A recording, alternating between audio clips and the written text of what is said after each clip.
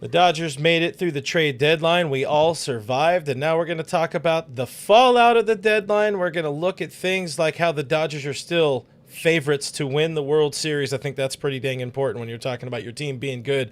All that and more. We'll look at the upcoming Tampa Bay series here on All Dodgers.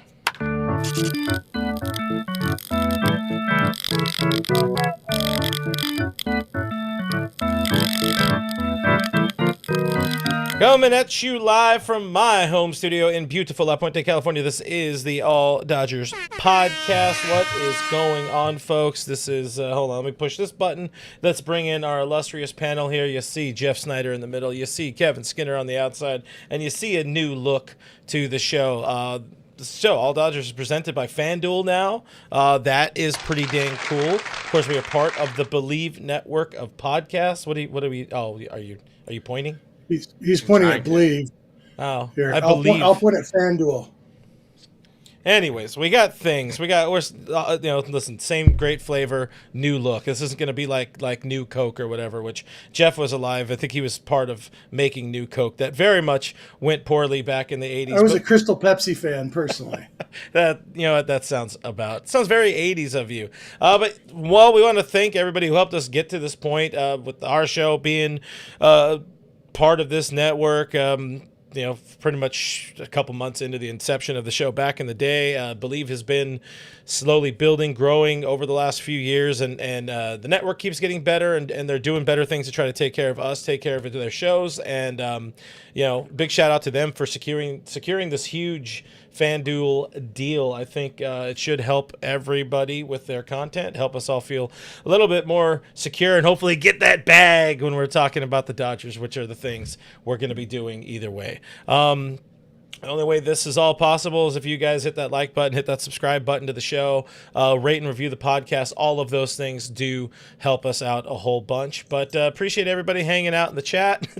I see Timmy's comment says "Rip Bet Online." Perhaps. But guys, just want to jump into it. Talk about the trade deadline. I think you meant RIP, not RIP.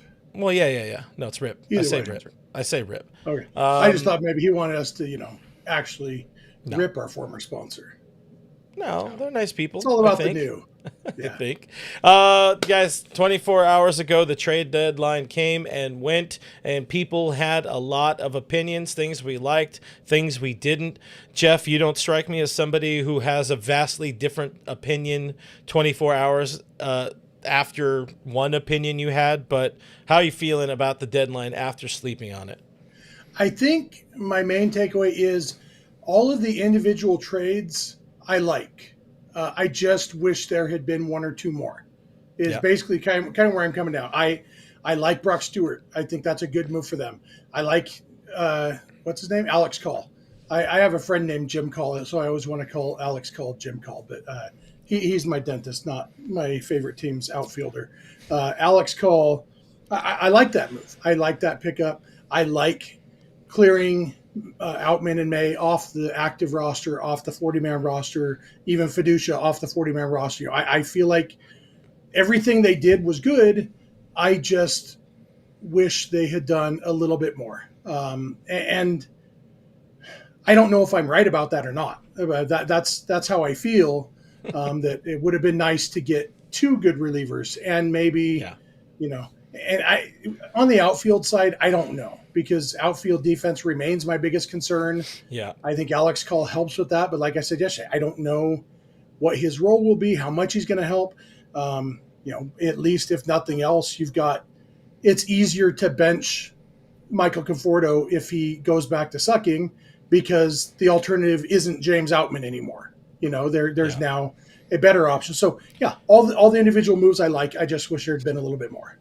Kevin, what about you? 24 hours of post-deadline clarity. Yeah, I think the only trade that I wish they had made is maybe the one for Yohan Duran. Like, maybe that's a trade they could have swung.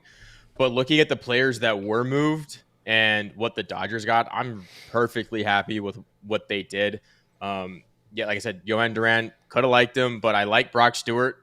He fits the need of this team, which was we need to be able to get right-handed players out. There wasn't a single outfielder moved that I'm bummed we missed out on. Um, Ramon Laureano is not a good defender, and we don't need it somebody else necessarily with more swing and miss. So Alex Call fits the bill of a good defender who puts the ball in play. Now, if like Jaron Duran had been traded, yeah, we could have had that conversation of, okay, the Dodgers missed out on that. But if you look at who was traded and the prices that were paid, no, I think this was a pretty good trade deadline for what this team needed. And something that I've been thinking about is it's just, you have to pair it with the offseason moves that were made. This team just won the World Series. They retained most of the team in the offseason. They added Blake Snell, Roki Sasaki, Michael Conforto, who's not been great, but he's been better. Tanner Scott, Kirby Yates. Like, these are all big name, acquisitions. And so, yeah, the team that did all that should come as no shock, did not need to make like a cannonball size splash at the deadline. And we'll say it again, probably later in the show, probably 10 more times.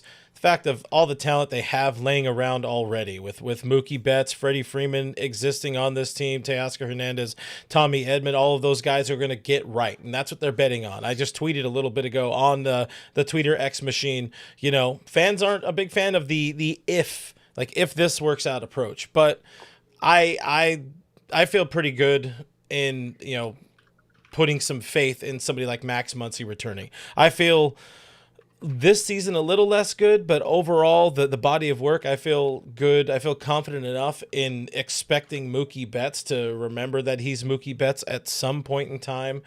Kevin and I were talking before the show. We'll talk more Mookie a little bit later as well, but August is far and away Mookie's best month each year as a big leaguer, so hopefully this is his breakout and he can kind of keep going from there. I noticed, I think we saw a couple of comments about it. Max Muncy was out of the lineup last night and also out today. I don't know, Jeff or Kevin, have you guys seen anything Muncy related? I haven't. If there wasn't, I didn't see anything on Dave Roberts' updates today, but if he didn't answer it, then I don't know anybody else who would have. Yeah. Well, hopefully it's nothing to worry about, because if they don't get Max Muncy back, all of a sudden I feel a whole lot different about this team. But on top of the additions, the roster reset, which we already touched on, Hunter Fiducia was never going to play here. Clear him off that roster. Clear James Outman off the roster and let him get a chance to go play somewhere else. And then the same with Dustin May. He wanted to start. They gave him an opportunity to start, to go partner up with Walker Buehler over there in Boston, and maybe they can keep making a charge for a postseason spot there in the AL East or the AL wild card or whatever. But ultimately, when you do this roster reset, we understand the Padres got a lot better. The Phillies got a lot better. The Mets got better. Yankees get better. All these teams, Tigers, Astros get better. The Dodgers are still the odds-on favorite. This from our friends at FanDuel, odds-on favorites to win the World Series this year. Jeff, you have anything to say about this? You're my betting expert. What this means is that the Dodgers, according to the way people are betting, the Dodgers are far more likely to win the World Series than any other team. And that's based on betting action. So people putting their money where their mouth is. Of course, that doesn't necessarily mean from a baseball standpoint. That means from a betting standpoint. But do you have that other screenshot? Yes, I do. Did I send you? Yes, it's very tiny. From a baseball standpoint, Fangraphs, they have computers simulate the seasons millions of times and say, hey, how often do the Dodgers win the World Series?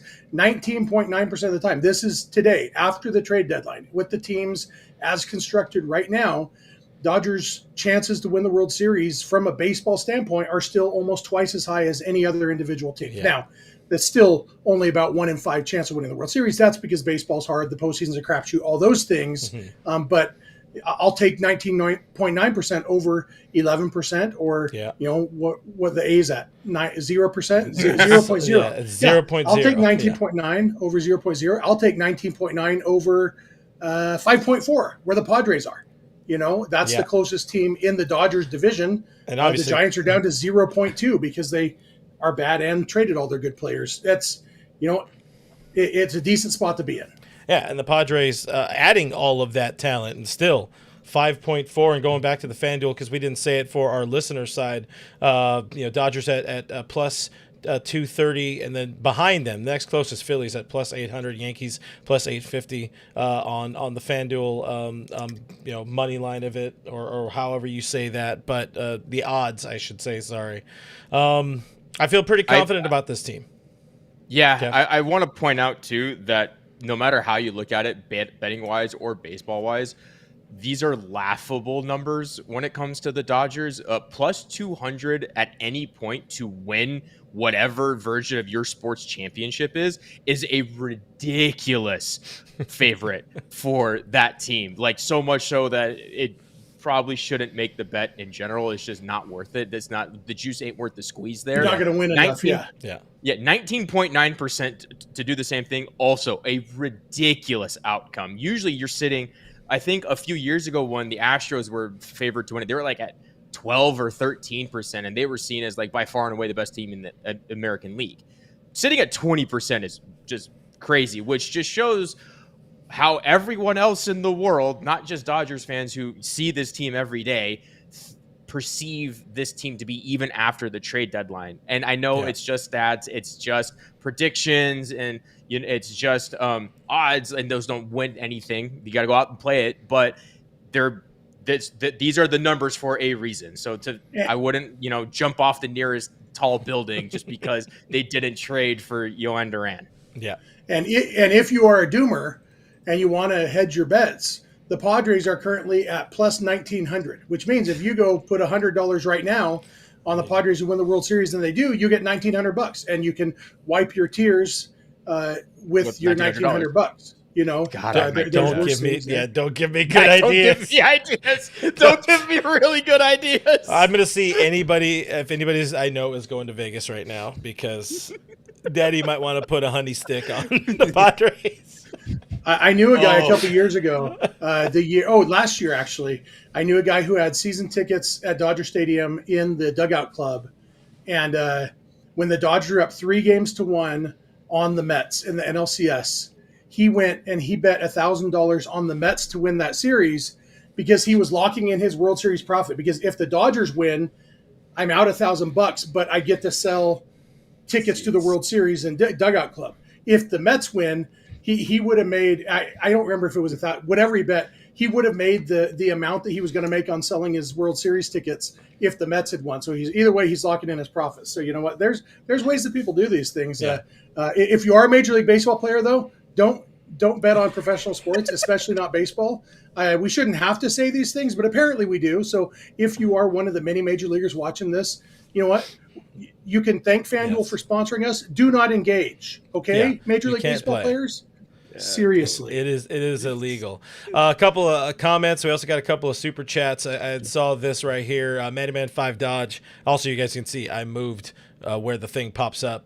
We'll keep moving wherever the comments pop up. But where are the stats that show every NL contender getting way better than we did?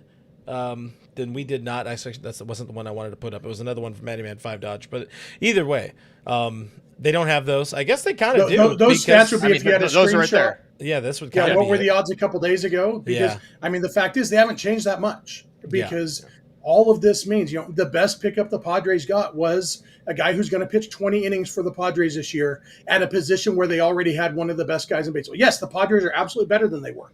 Offensively, they're better, but they're still not as good as the Dodgers. And they're starting 3 games behind the Dodgers. So, the Padres could overcome the Dodgers, but chances are between the Dodgers having a head start and being a better team, Dodgers are going to win the division. And then we get to October, and who knows what happens there. Nobody is saying that the Padres didn't get better, that the Phillies didn't get better, the Mets didn't get better, but you can only get so much better at the trade deadline. And especially when most of the big names moved yesterday were closers. And on average, if you go into the 9th inning with a lead of 1 to 3 runs, you're going to win 93% of the time anyway. Okay, so you got a guy who makes that 96% of the time.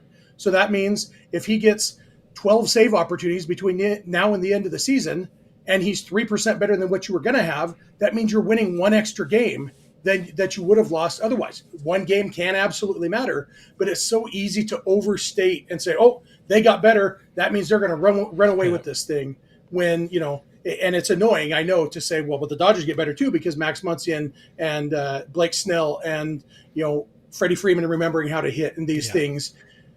But just because it's annoying doesn't mean it's not true.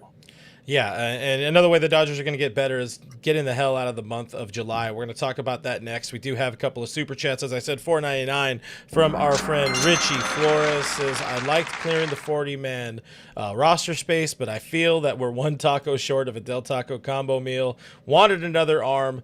San Diego 2025 deadline champions. And listen, I'm happy with the Padres being deadline champions because that doesn't always translate to postseason or World Series champions.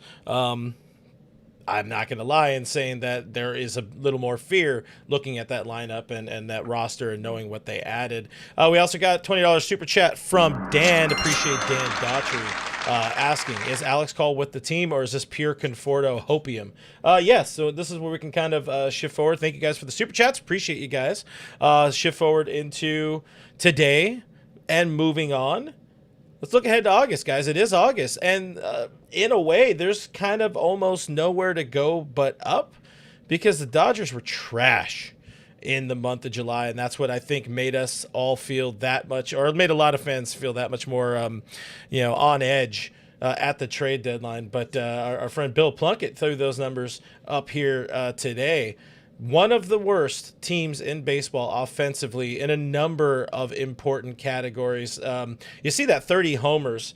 The Dodgers not hitting homers. This is a team that lives on hitting home runs for winning ball games. For them to be middle of the pack at 16, you're not going to win a whole lot of ball games. But Kevin or Jeff, one of you guys, any of these numbers really stand out to you as like I could see this is why they're bad, and they, again, nowhere to go but up in August. Yeah, I think all the numbers say why they're bad, right? Yeah. Like home runs is fine. That's average. We know Mookie isn't, the slugger he once was. So that tracks. Really, for me, it's the strikeouts. The Dodgers tend to not strike out. And I think a lot of that has to do with missing guys like Max Muncy a lot. And they're being a little bit more swing and miss, specifically with Freddie Freeman. Freddie's not a guy that strikes out a ton. Usually he definitely had one of his worst strikeout months in his career.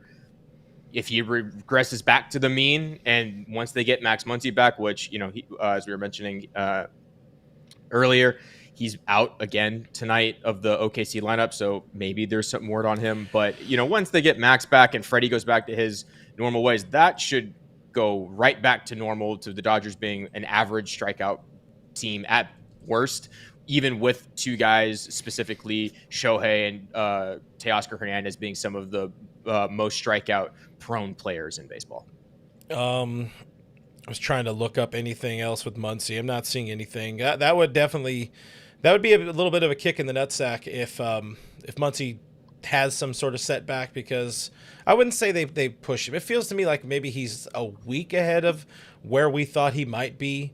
After he's a week ahead of the best case, because it said 6 to 8 weeks. Yeah. He's a week ahead of the 6-week mark. So, a setback wouldn't be the end of the world. And they do have Alex Freeland, who you'll remember, Kevin Skinner already inducted Alex Freeland into the Hall of Fame. He's black. I did. I am excited to see what his Freeland number. can do. So, the fact that we will have Alex Freeland, who might do a little bit better than Tommy Edman has done so far, give Edman a chance to bounce around like he's his most valuable at.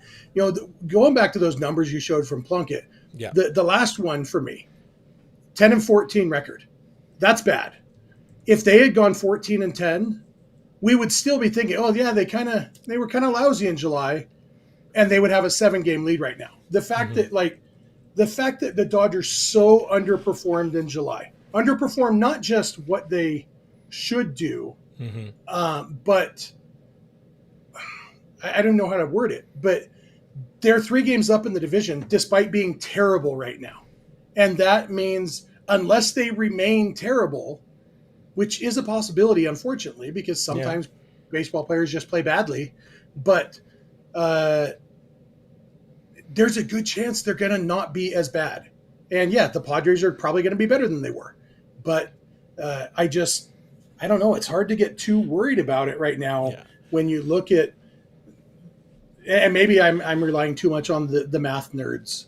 They're saying, you know what, the Dodgers have like a 99% chance of making the postseason, and then the crapshoot begins. They've still got whatever those FanGraphs odds said. It was like a 86% chance of securing or of winning the division, and a 67% chance of securing a first round bye in the postseason. I mean, things still look really good for this team, and it all comes down to the players playing better. Yeah, you know, we talked for at least the last 3 weeks about like, oh, all right, let's get to the trade deadline, or just get to the All-Star break, just get to this. They're finally in August. It's a new month, and hopefully new month, playing a crappy team in a minor league ballpark, and then getting home, and you know, things become fun again. You welcome your buddy Gavin Lux back to Dodger Stadium during that next homestand. You give him his World Series ring. People will be like, who was that again? Oh, yeah, he was that one guy. He was a Dodger for a little bit.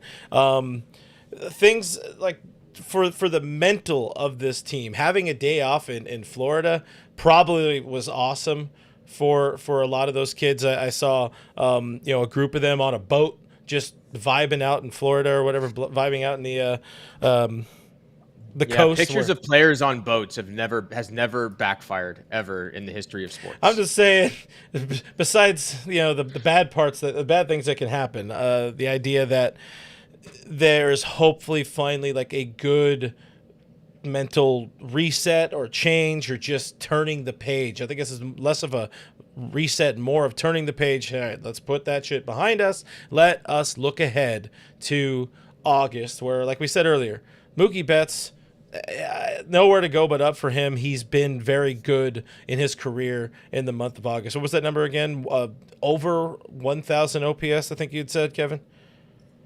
Yeah, for the month of, or his splits by month, he starts off decent at like 850 in March and April. He jumps up to about 880, 890 in the month after April, which is May. And then June and July, he falls off. And then he jumps all the way to 1.02 in August. Like, it is by far and away his best month.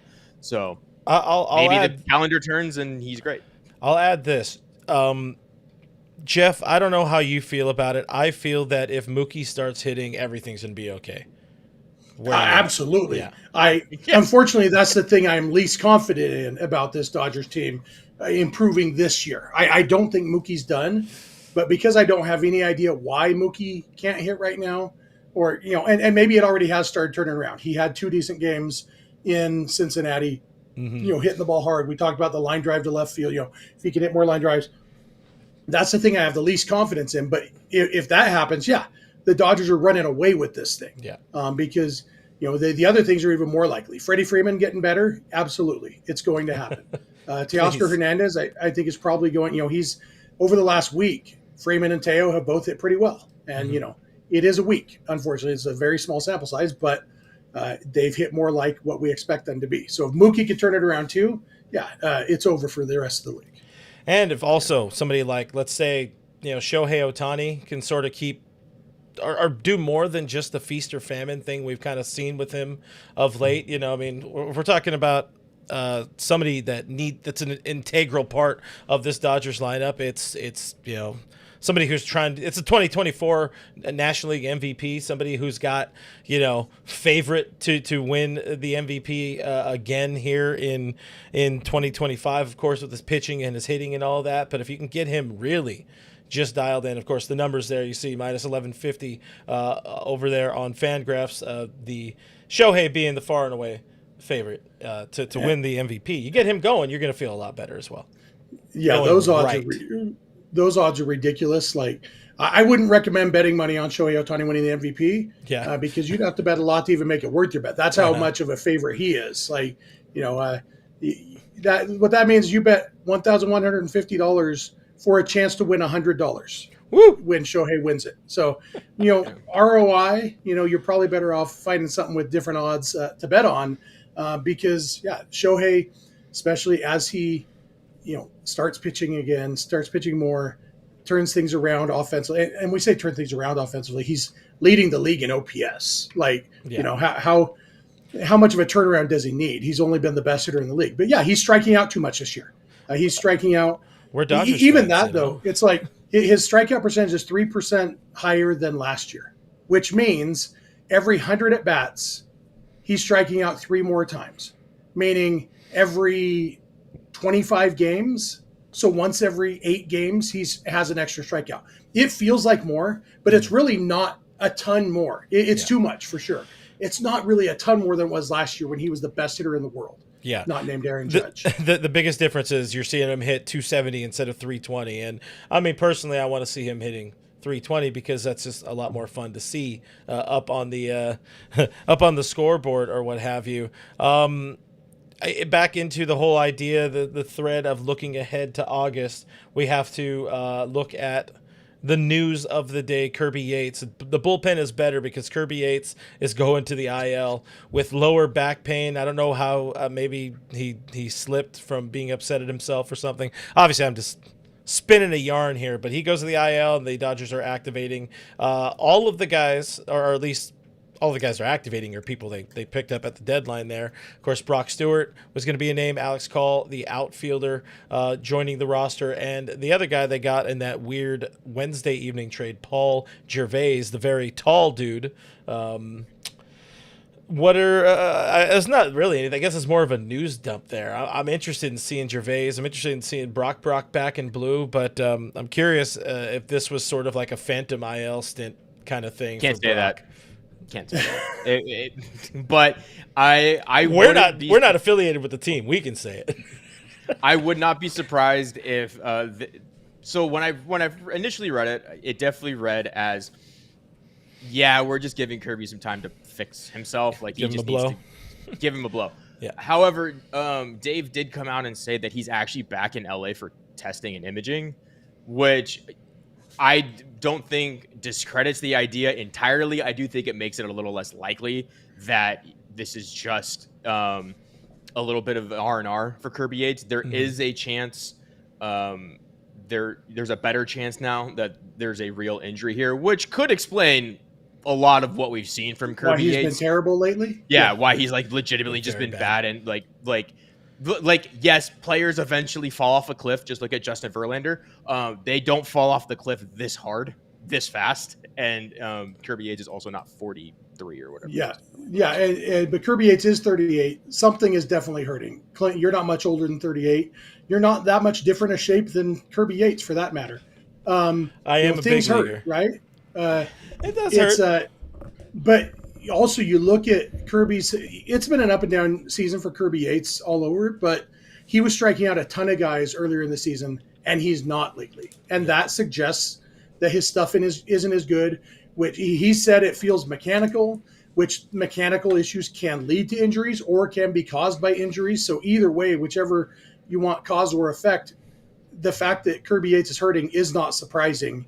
But like you said, in your very sarcastic, dismissive tone, Clint, the bullpen is probably a little bit better without the current version of Kirby Yates in it. Yeah. And we get to see what Ricky Gervais can do on the mound. Crack a few jokes, maybe get the batter to laugh and swing over. Not get invited back to host the Golden Globes or whatever. Yeah. I think too many people are being too dismissive of Brock Stewart, including Bill Plaschke today in the LA Times. Bill Plaschke was dismissive of Brock Stewart and Alex Call to the point of pretending not to remember their names, which suggests to me that Bill Plaschke has stopped watching baseball entirely. And like I said yesterday, people could disagree. It's that arrogant, dismissive thing. Like, what's his name? Alex Call? I forgot his name, but that's because I know a guy with a similar name. I recognize Alex Call as a good baseball player. Yeah. And Brock Stewart is an excellent relief pitcher. The concerns about Brock Stewart are, will he be healthy? Not will he be good when he's pitching. And that doesn't mean he's going to have a 0 ERA. I'm not saying that. But Brock Stewart is an absolute improvement to this bullpen. And so if you look at the bullpen yesterday, which included Dustin May and Kirby Yates, and today it includes Brock Stewart and Paul Gervais, the bullpen is better today than it was yesterday. And I feel not as much better as the Padres bullpen, not as much better as the Phillies and Mets bullpens, but it's better than it was. And I feel slightly attacked because I couldn't remember that one dude's name over and over, but that was more of a bit than actually being like, he was at his computer. He had the opportunity, and not running a live stream. He had the opportunity to be like, what's the guy? Oh, they got this player's name. So, Plaschke, What? I hear he's fallen off.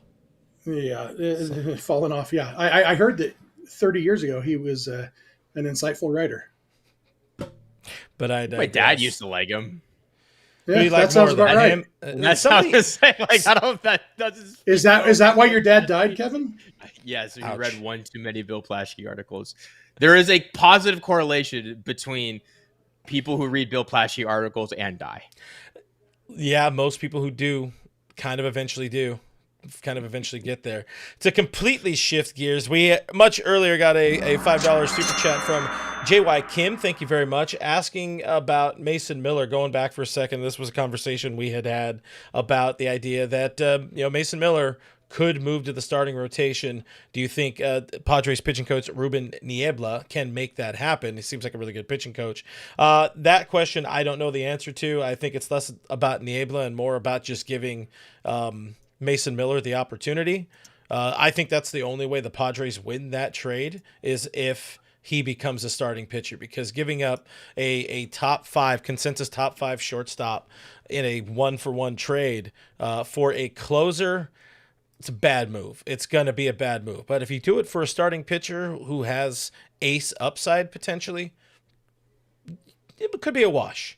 Maybe not a wash, but you don't lose as bad. But appreciate the super chat there from JY Kim. What do you got? Ruben Niebla is a really good pitching coach. Yeah. Like I would put him up there with Mark Pryor, like 100%. If we lost Mark Pryor but then replaced him with Ruben Niebla, I wouldn't be upset whatsoever. That would be that'd be a 1-to-1 in my opinion. He does some pretty incredible things with guys that shouldn't be what they are. He was able to help with guys like Seth Lugo earn good contracts.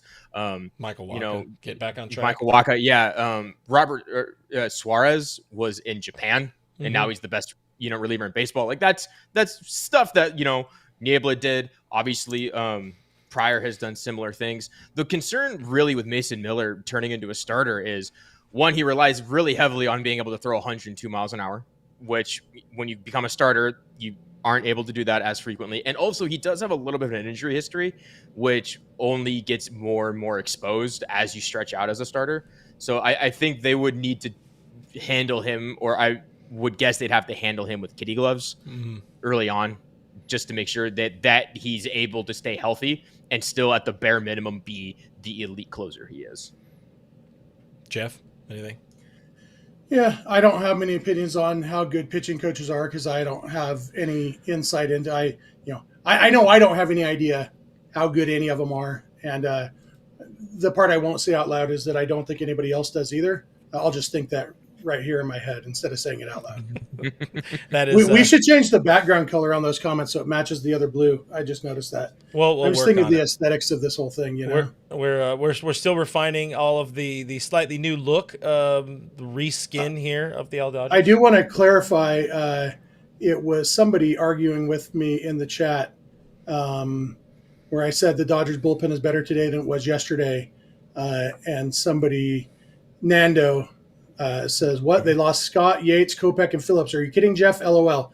They didn't lose any of those except for Yates since yesterday. So what I'm saying is better today than yesterday by replacing Yates and May with Stewart and Gervais. So, the words I said with my mouth. Allegedly. All right, let's look ahead to this the start of this series here in Tampa Bay. We go to the better Bill Plunkett here with who has the probables of the series, and there's a big name. There's an important name we should highlight there. That is Blake, insert middle name Snell, coming back to the Dodgers. He will start against his old club there in Tampa Bay on Saturday. What do you say? That is a huge addition. As Alana and I said a number of times over the last week and change on Dodgers territory, no team gets to add Blake Snell. Sorry, only one team gets to add Blake Snell to the after the trade deadline, and that was the Los Angeles Dodgers. So getting him back, not a bad 3 to run out there. Kershaw is probably the worst of the 3 in this series, but he hasn't been terrible. Hopefully, the defense behind him actually secures a baseball a couple more times than they have been of late, and we don't need to see angry old man Kersh out there at some minor league park in Tampa. Blake's middle name is Ashton, according to Ashton? Baseball Reference. Ashton. Blake What a name. Ashton Snell. Yeah, and looking at the series, like you said, Clayton's probably the worst of the bunch. And our friends at FanDuel semi agree because I can't see the third game, but the start against Blake Snell, the Dodgers, they have them having the best odds of winning. I think right now they're minus 110 or minus 110 to win today, and then minus 116 to win tomorrow with Blake Snell on the mound, and that's going up against Drew Rasmussen, the Rays arguably their best pitcher right now. It'd be him, and then I think Pepio's gotten better, but I think he's gotten tagged up a little bit in his last couple of starts, if I'm remembering correctly. So yeah, it'll be a good series. It'll be a lot of fun. It is just to prepare everybody. This isn't a minor league stadium, so it's gonna be real. Like if people thought the Trop was weird playing at, this is gonna be a little bit crazier. Mike Carrillo saying be ready for some homers, and that it's also very hot in Florida. So boys, they better drink their water, drink their fluids. You don't want to Tyler Glasnow's out on the mound. Let's go. He can't cramp. Tyler Glasnow will survive, and here's our first lineup that you can kind of sort of see of the month of Look at that August. handsome man. What do you think? Think a big game for Freddie? I got a 3-hit game for Freddie. I decided right now, just because I looked at him, and as you can see, the look, the open gaping mouth of Tyler Glasnow is like 3 hits. Oh, he's thinking about his next pickle. Yeah, 3 hits for Freddie, and then we get to the 5th inning. Oh, I like right, it. Freddie's going 7 for 7 tonight, baby. That's my pick to click. I got Freddie in this series. Let's do a series pick to click. What do you got, Jeff? I'm taking Mookie Betts. I think Mookie Betts hits some more line drives for us. Maybe even some of them get over the fence in that baby stadium. But yeah, I think Mookie Betts is going to remind us that he's Mookie Betts over the next couple days. I'm going to imagine what Kevin's going to say. I imagine it's going to be that third baseman. No. I'm I'm going to go Freeland. I'm going Conforto. I think he keeps his hot bat going, and really, he's looked better at the plate. He's just looked more confident. So I'm gonna ride the hot hand. Go with Conforto. It's been somewhat of a hot hand. I don't have too much to add, guys. Get the hell out of here and go watch some Dodgers beat up on some Rays. A different sort of. It's not really a fish, but. We're less than an hour till game time now, right? Yep. 56 minutes. I know you like the exact numbers, and now that the trade deadline is over. I was going to tell you how many hours till next year's trade deadline, but I'd have to start singing the words to Rent in my head. And, something like that. Well, guys, we get a countdown clock in the back. Please no. Guys, we appreciate you hanging out with us here on this Friday. Welcome to the show, FanDuel.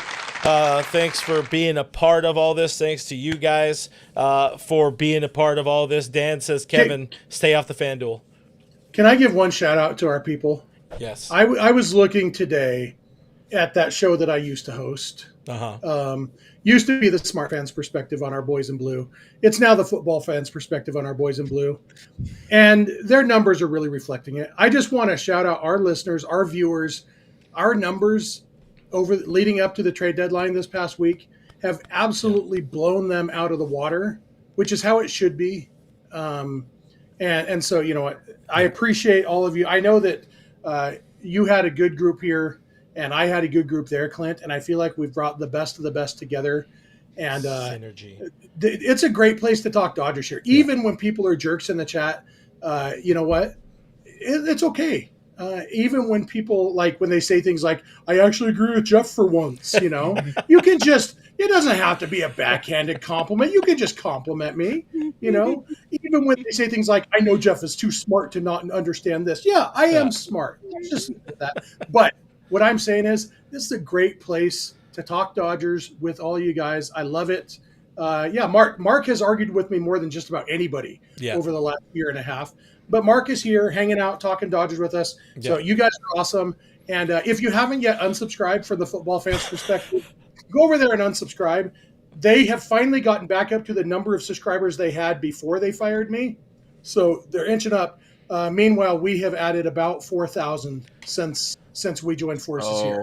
Yeah, we are We're close to 20K. Super close to 400 and to 20K. We got about 580-ish, 519, whatever, 580-ish. I'm bad at math, and then I blew it even Hashtag harder. math, baby. Hashtag math. Listen, I ain't no mathematician. But guys, thank you for watching. Thank you for subscribing. Thank you for doing all the things. Please rate and review the show. That also helps us do better than some other former shows that we both built a platform for. So find us on Apple and iTunes, on the Spotify, anywhere you could leave a rating and a review. If you say something nice, we'd appreciate it. All Dodgers is presented by FanDuel. We appreciate you. If you're looking for a different way to support the show, check us out on Patreon as well. Scan that QR code. $5 a month. You get access to our Discord server. We do have our next watch party and our first members only chat meetup, whatever, coming up this month in August. So now's the time to join us. But okay, this is the longest outro ever, so we're gonna go ahead and get out of here. Bye. Bye.